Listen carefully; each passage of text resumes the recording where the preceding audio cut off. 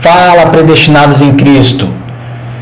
Sejam bem-vindos a este canal. Meu nome é Jefferson. O papo hoje trata de um tema muito massa e muito interessante. Hoje eu quero abordar com vocês sobre a presença do Espírito Santo no Antigo Testamento e no Novo Testamento.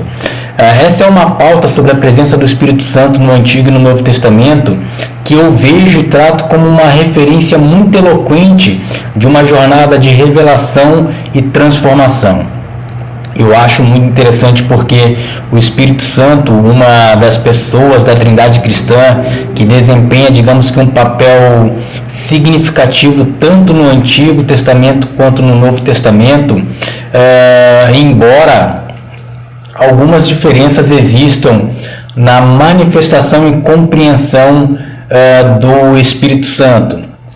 Porque cada período a presença divina é uma constante, tá? Guiando, capacitando e consolando ali os crentes, os fiéis, ao longo ali de seu propósito dado por Deus. Então, neste ponto específico, eu vejo como a presença do Espírito Santo ela é revelada e atua no Antigo Testamento, assim também como essa presença eu vejo ela sendo algo assim de desenvolvida e aprimorada no Novo Testamento. Tá? Alguns pontos que eu considero assim relevantes sobre o Espírito Santo no Antigo Testamento é uma leitura nas Antigas Escrituras que me dá total propriedade aí para apontar para o Espírito Santo como sendo aquele que é o sopro divino da criação, porque desde o Antigo Testamento o Espírito Santo ele é associado ao ato criador de Deus. No livro de Gênesis, nós vemos ali o Espírito Santo pairando sobre as águas no ato da criação. Está lá no livro de Gênesis, capítulo 1, versículo 1 e 2, provavelmente tu já se depara com esse texto. Então, essa ação ela deu origem aí ao universo e toda a vida criada na Terra. Além disso, quando eu olho para o Antigo Testamento, eu vejo o Espírito Santo frequentemente capacitando líderes e profetas ali para cumprirem uma missão dada por Deus, Por exemplo, exemplos que eu considero notáveis e para muitos são clichê, mas eu não posso deixar de incluir aqui nesse papo com vocês, é Moisés que recebe o Espírito Santo para guiar ali o povo de Israel durante o êxodo, que está relatado lá em Números capítulo 11, versículo 17, assim eu acredito. E assim como o profeta Elias e Eliseu que receberam ali uma unção do Espírito Santo para proclamar a palavra de Deus e realizar milagres. Cara, o interessante é que quando nós pedimos a Deus para beber em águas que verte ali para santidade, sabedoria, eu vejo quanto o Espírito Santo também ele estava intimamente ligado a uma vida de santificação e uma vida de sabedoria no Antigo Testamento, Olha o Salmo 51, verso 11, se eu não estiver equivocado.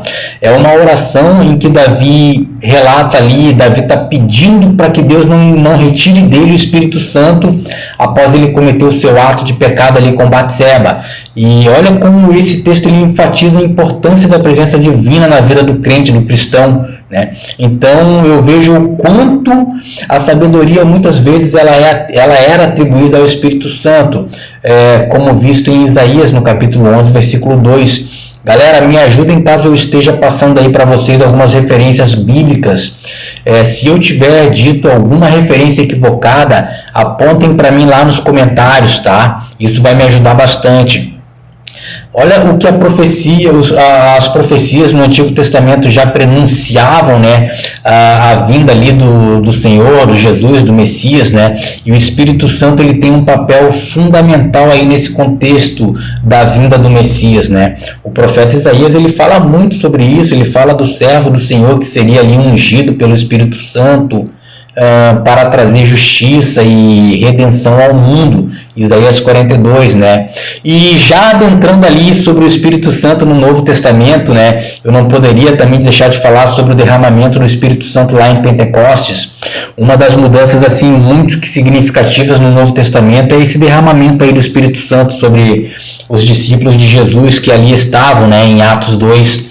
Então veja que esse evento ele marcou muito, marcou uma nova fase em que o Espírito Santo passa a habitar de forma permanente nos crentes, no cristão, tendo eles como templo e morada, e ainda capacitando-os para a missão de espalhar as boas novas de Deus. Cara, o Espírito Santo ele é sinônimo de uma vida, de uma nova vida em Cristo. No Novo Testamento, o Espírito Santo ele é retratado aí como aquele que regenera a vida, os corações dos cristãos. Jesus falou sobre a necessidade de nascer do Espírito para entrar no reino dele. Está lá o papo entre Jesus e Nicodemos, lá em João 3,5. Paulo também sempre enfatiza aí as obras transformadoras do Espírito Santo, na vida dos seguidores de Cristo. Gálatas 5, acho que 22 e 23. Jesus chamou o Espírito Santo de consolador, de orientador, prometendo ali enviá-los aos seus discípulos para estar com eles, e ajudá-los aí na sua jornada, na longa jornada que é, digamos que, falar das boas novas da salvação de Deus. Está lá em João, capítulo 14. E o Espírito Santo ele desempenha um papel assim de guia e consolador, apontando ali os crentes para a verdade, confortando eles em tempos de dificuldades, em tempos difíceis, O fruto e os dons do Espírito é algo assim muito mencionado lá no Novo Testamento por Paulo, porque ensinou sobre os frutos do Espírito, que são características evidentes na vida do cristão, dos que são verdadeiramente guiados pelo Espírito Santo, dos crentes genuínos, Também está lá em Gálatas. Além disso, o Novo Testamento menciona ali os dons espirituais que é concedido pelo Espírito Santo para a edificação da igreja. Está lá em Coríntios, Cara, o que eu quero dizer com tudo isso? Que em ambos os testamentos, a presença do Espírito Santo é uma evidência do cuidado, do amor e da graça de Deus aí para com o homem, para com a humanidade, para com os seus, No Antigo Testamento nós vemos ali o Espírito agindo de forma específica em momentos e pessoas literalmente designadas por Deus. E no entanto, no Novo Testamento eu consigo enxergar, através de uma boa leitura, o derramamento do Espírito Santo em Pentecostes, ali marcando, digamos que, essa nova fase na qual o Espírito passou a habitar permanentemente em todos vocês que são cristãos, que confessaram Cristo como Salvador. E nisso ele vem capacitando eles para uma vida de retidão e de serviço a Deus. Então, a presença do Espírito Santo é uma jornada contínua de revelação e transformação na história da redenção, como eu já havia dito lá no início do vídeo, E não deixa de ser também um lembrete constante do amor e propósito de Deus aí para com seu povo, para contigo, viu, meu irmão? Então, tanto no passado quanto no presente, saiba que Deus continua a ser uma fonte de consolo, orientação e capacitação aí para aqueles que creem e apostam as suas almas pela fé na promessa da salvação na pessoa de Jesus Cristo. Predestinados, muito obrigado por assistirem. Comentem, deixem lá os seus likes e se inscrevam neste pequeno canal aí, tá? Aqui nós queremos glorificar a Deus e queremos sim nos edificarmos na pessoa do nosso Salvador Jesus Cristo através da revelação dada aí pelo Espírito Santo. Deus abençoe a sua vida. Até a próxima. Grande abraço, meus amados.